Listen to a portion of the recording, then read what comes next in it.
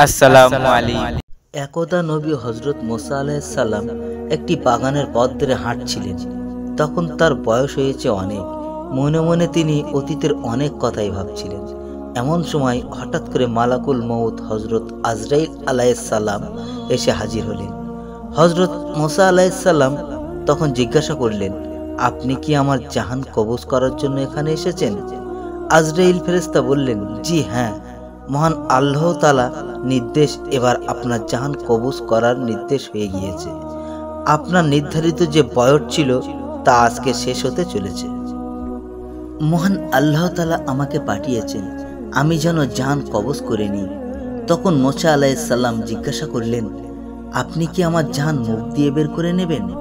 অথচ আমি এই মুখ দিয়ে সরাসরি আল্লাহর সাথে কথা বলেছি। যে মুখ দিয়ে আমি আল্লাহ তাআলা জপ করি সেই মুখ দিয়ে আমার জাহান কিভাবে কবজ করতে পারেন? আজরাইল আলাইহিস সালাম বললেন, তাহলে চোখ দিয়ে বের করে নেব। হযরত মুসা আলাইহিস সালাম বললেন, এই চোখ দ্বারাই আমি আল্লাহ তাআলার দর্শন লাভ করেছি। যে চোখ দিয়ে মহান রব্বুল আলামিনের নূর দেখেছি, সেই পবিত্র চোখ দিয়ে আপনি কি করে আমার জাহান বের করে নেবেন? এবার আজরাইল আলাইহিস সালাম বললেন, ঠিক আছে, আমি আপনার নাক দিয়ে জাহান বের করে নেব। তখন মুসা আলাইহিস সালাম বললেন, আল্লাহর দিদার লাভের মুহূর্তে তখন বেহেশতের পরিবেশের সুঘ্রাণ আমি এই নাক দিয়ে নিয়েছি। তখন আজরাইল আলাইহিস সালাম বললেন, আমি এত কথার জবাব দিতে আসিনি, আমি আপনার রূহ বের করে নিয়ে যেতে এসেছি।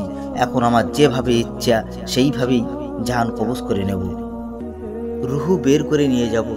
আপনারা হয়তো জানেন যে নবীদের ভিতরে গরম মেজাজি ছিলেন যে হজরত মুসা আলাইহিস সালাম। তিনি অত্যন্ত রাগী প্রকৃতির একজন মানুষ ছিলেন।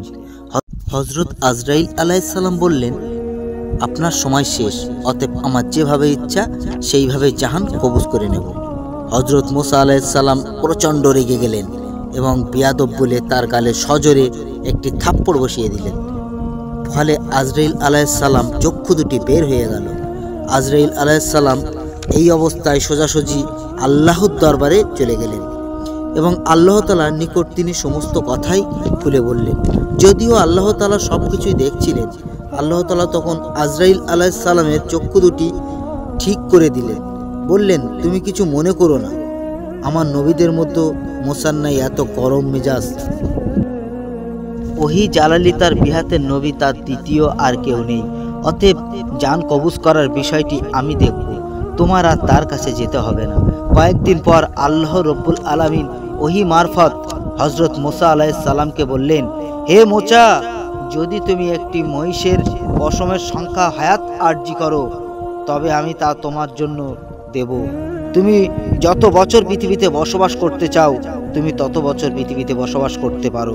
হজরত মুসা আলাইহিস সালাম এই কথা শুনে ভাবলেন, তারপর অবশ্যই আমার মৃত্যুবরণ করতে হবে, আর এদিকে দীর্ঘ বছরগুলো আমার কষ্ট করে কাটাতে হবে।